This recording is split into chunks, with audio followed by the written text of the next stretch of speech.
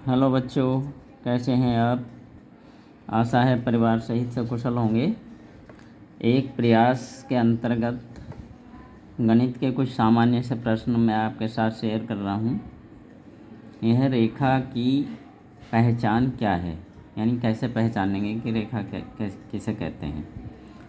रेखा एक ऐसी लकीर है, ये उत्तर है इसका। रेखा एक ऐसी लकीर है जो दोनों ओर अपरिमित होती है। अपरिमित मतलब कोई सीमा नहीं, दोनों तरफ कहीं तक भी जा सकती है।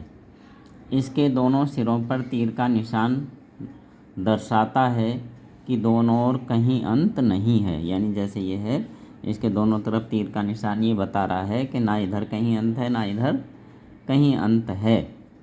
रेखा को दर्शाने के लिए दो बिंदु पर्याप्त होते हैं। जैसे हम इसे कह सकते हैं रेखा ए बी, और इसको अंग्रेजी के छोटे अक्षर से भी प्रदर्शित कर सकते हैं। जैसे कहते हैं रेखा एल, ये इसका नाम लिख दिया।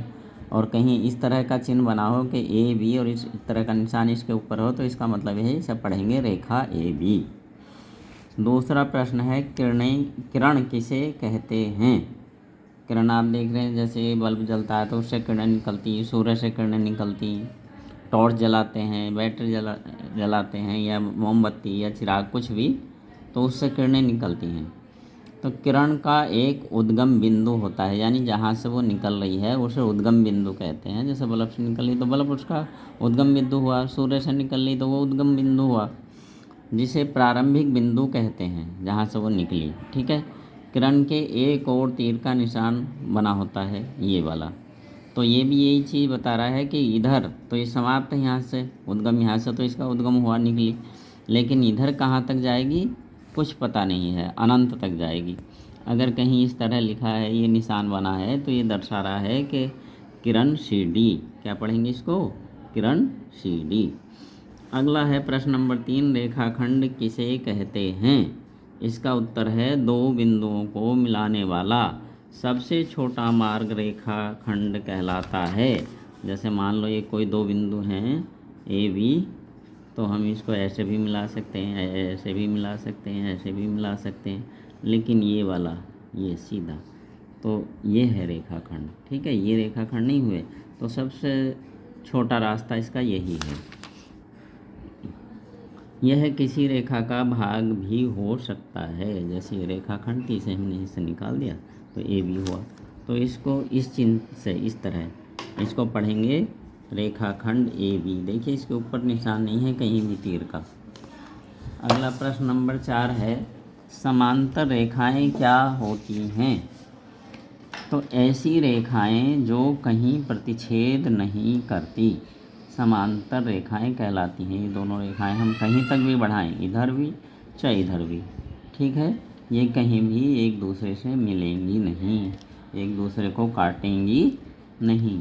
और इसको इस चिन्ह से, यह है रेखा L1 समांतर है रेखा L2, ऐसे पढ़ेंगे। प्रश्न नंबर 5 है, प्रतिच्छेदी रेखाएं क्या होती हैं। तो इसका उत्तर है, यदि दो रेखाओं में एक उभयनिष्ठ बिंदु हो तो प्रतिच्छेदी रेखाएं कहलाती हैं। जैसे रेखा L1 रेखा L2, तो ये एक प्रतिच्छेदी बिंदु हो गया P। ठीक है, तो इस तरह की रेखाओं को प्रतिच्छेदी रेखाएं कहते हैं। प्रश्न नंबर 6 है, तिर्यक छेदी रेखा किसे कहते हैं। तो दो अथवा अधिक रेखाओं को विभिन्न बिंदुओं पर प्रतिच्छेद करने वाली रेखा तिर्यक छेदी रेखा कहलाती है। जैसे ये 3 रेखाएं थी L1 L2 L3, तो इसको इस रेखा A ने प्रतिच्छेद किया है। देखो इसको यहाँ इस बिंदु पर प्रतिच्छेद किया है। ठीक है, इसका नाम हम रख सकते हैं A, यहाँ B और यहाँ C। ठीक है, L1 को C बिंदु पर, L2 को B बिंदु पर, L3 को A बिंदु पर प्रतिच्छेद कर रही हैं। तो ये वाली रेखा जो हुई A, ये तो तिर्यक छेदी रेखा हुई। प्रश्न नंबर 7 है, आसन कोणों की क्या पहचान है।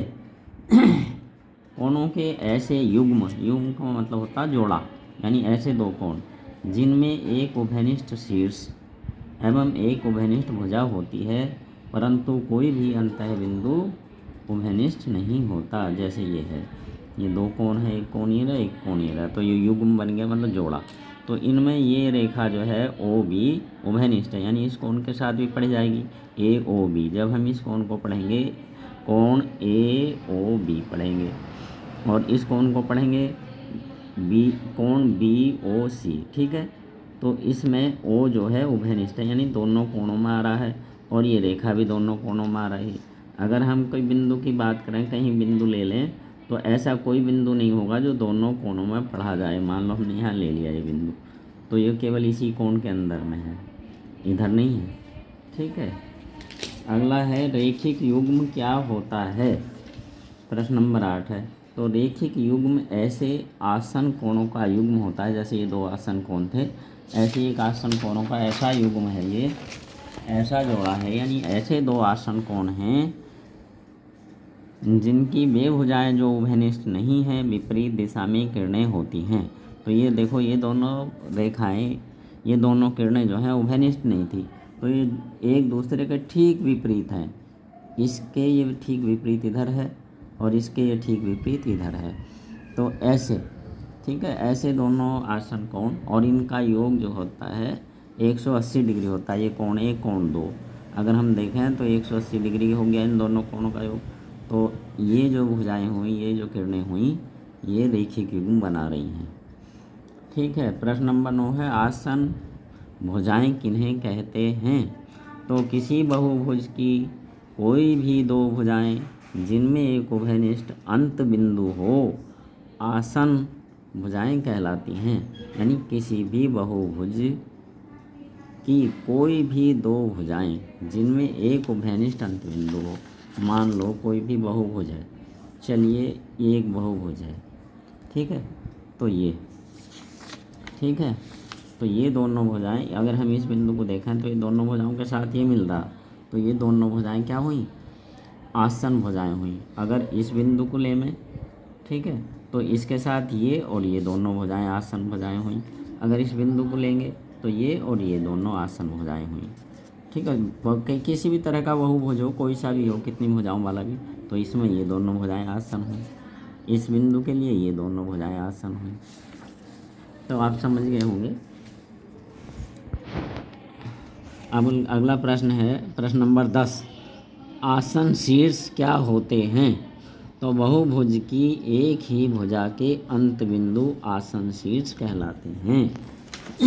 जैसे ये था, अब अगर हम इसका नाम रख दें, ठीक है, तो इस भुजा के आसन शीर्ष हुए A और C, और इस भुजा के लिए आसन शीर्ष हुए B और C, और इस भुजा के लिए आसन शीर्ष हुए A और B।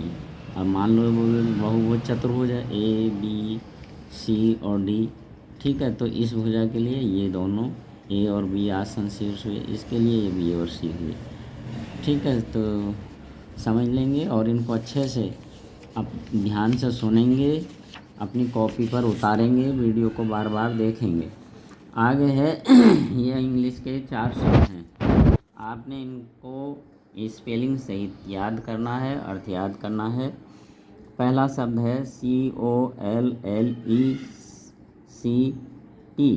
कलेक्ट। कलेक्ट का मतलब होता है एकत्र करना, इकट्ठा करना, संग्रह करना, प्राप्त करना या अनुमान लगाना। दूसरा शब्द है COLLECTION, कलेक्शन।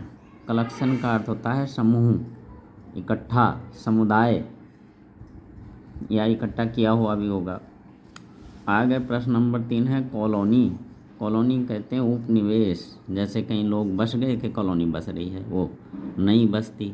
या बासित प्रदेश, बासित प्रदेश का मतलब है जहाँ लोग बस गए हैं। आगे है कलर। प्रश्न शब्द चौथा शब्द है कलर, COLOUR। तो कलर का अर्थ होता है रंग, आकृति और बहाना।